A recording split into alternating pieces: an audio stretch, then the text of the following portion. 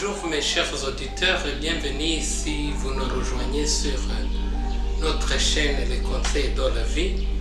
Et aujourd'hui nous allons partager ensemble la parole de Dieu ayant le thème évangélisation à travers les œuvres. Et vous êtes avec M. Moutessa Valentin et prions d'abord avant d'entrer dans le vif du sujet. Merci Seigneur, merci de nous avoir gardés jusqu'à aujourd'hui. Maintenant, on va écouter ta parole Seigneur, que ton Saint-Esprit nous guide, afin que cette parole puisse nous édifier. Au nom de Jésus-Christ, nous prions. Amen. Et comme je viens de le dire, nous allons partager la parole de Dieu portant sur l'évangélisation à travers les œuvres. J'ai choisi ce sujet compte tenu de la mission que Jésus nous a donnée, la mission qui se trouve à Matthieu chapitre 28, verset 19. La Bible dit « Allez faites de toutes les nations des disciples, les baptisant au nom du Père, du Fils et du Saint-Esprit. » Donc, avant d'aller au ciel, Jésus-Christ nous a donné la mission d'évangéliser, de changer les nations dans ses disciples, de faire dans toutes les nations ses disciples. Et c'est la mission ou bien c'est la responsabilité de chaque chrétien de faire l'évangélisation en fait de changer les gens, en fait de convertir les gens en disciples de Jésus-Christ. Alors, il peut y avoir que tu n'as pas les enjeux de la parole, la rhétorique, tu n'as pas le talent de prêcher la parole, mais il y a le moyen productif de faire l'évangélisation. C'est l'évangélisation à travers les œuvres. Lisons à Matthieu chapitre 5, verset 13 jusqu'à 15. La Bible dit « Vous êtes le cerf de la terre, mais si le cerf perd sa saveur, avec quoi l'huile rendra-t-on? La l'huile rendra-t-on? Et il ne sert plus qu'à être jeté dehors et foulé aux pieds par les hommes. Vous êtes la lumière du monde. Une ville située sur une montagne ne peut être cachée.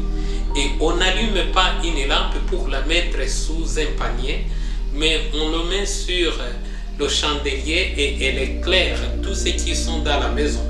Que votre lumière luise ainsi devant les hommes, afin qu'ils voient vos bonnes œuvres et qu'ils glorifient votre Père qui est dans les cieux. Nous les chrétiens ici sur la terre, nous sommes comme le cerf de la terre, le cerf qui amène la saveur pour les gens. Et un chrétien qui n'a pas des œuvres qui ne peut pas faire du bien aux gens, c'est comme le cerf qui a perdu la saveur. Et il est un bon en rien qu'être jeté dehors et foulé aux pieds par les hommes. Les œuvres, selon le verset ici, c'est quelque chose d'important. Et verset 15, la Bible dit que, depuis verset 14, la Bible dit que nous sommes la lumière du monde. Et nous ne pouvons pas cacher cette lumière. Or, nous devons donc montrer cette lumière aux gens, afin qu'ils puissent voir nos œuvres et glorifier notre Père qui est dans les cieux. Si les gens voient nos œuvres, si les gens voient les bienfaits que nous faisons pour eux, il est très facile qu'ils peuvent être convertis, non pas par des paroles vaines, mais des œuvres peuvent convertir les gens. Je me rappelle quand Jésus-Christ prêchait, au moment où il prêchait, il faisait aussi des miracles. Il faisait des miracles, il guérissait les malades, et les aveugles retrouvaient la vue, et il a nourri même 5000 hommes. Il a même guéri les gens qui étaient physiquement handicapés. Donc, tout ce qu'il faisait poussait les gens à être convertis, à accepter Jésus-Christ comme leur sauveur. À travers ces œuvres, les gens se convertissaient jour à jour. Nous aussi, dans le quartier où nous sommes, nous devons avoir de bonnes œuvres. Nous devons avoir des actions, de bonnes œuvres, en fait de pouvoir convaincre les gens, les convertir à travers cette évangélisation. Donc, les œuvres, c'est quelque chose qui fait une évangélisation très, très productive.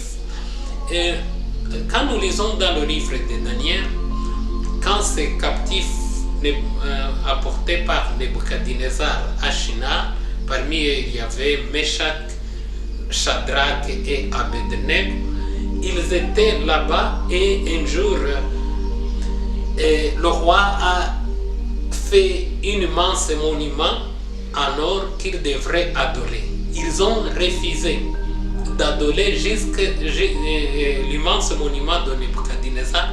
Et vous savez qu'on les a mis dans le four et ils sont sortis dans le four sains et saufs.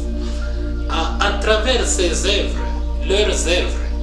leur démonstration de la puissance de Dieu à travers leurs œuvres, à travers leur démonstration de la foi, ils ont pu convaincre même le roi jusqu'à ce que le roi a décrété que dans son royaume, qu'on va louer le fils que le Dieu de Meshach et d'Abednego ainsi que de Michaël.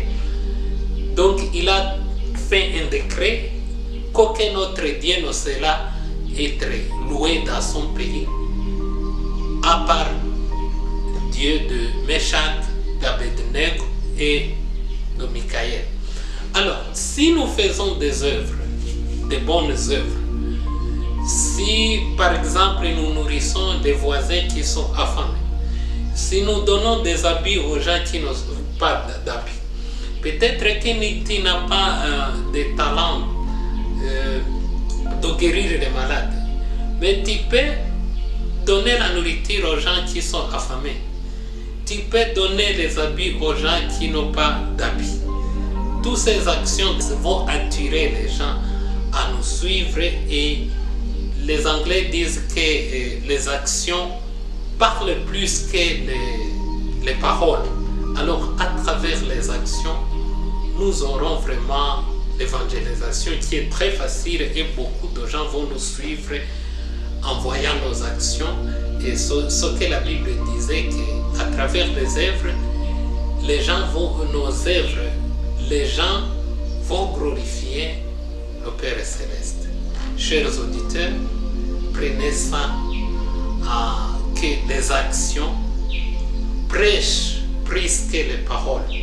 Alors, commençons dès aujourd'hui à faire des actions, à faire des bonnes œuvres aux gens, à faire des bienfaits aux gens, et on va les évangéliser très rapidement et facilement.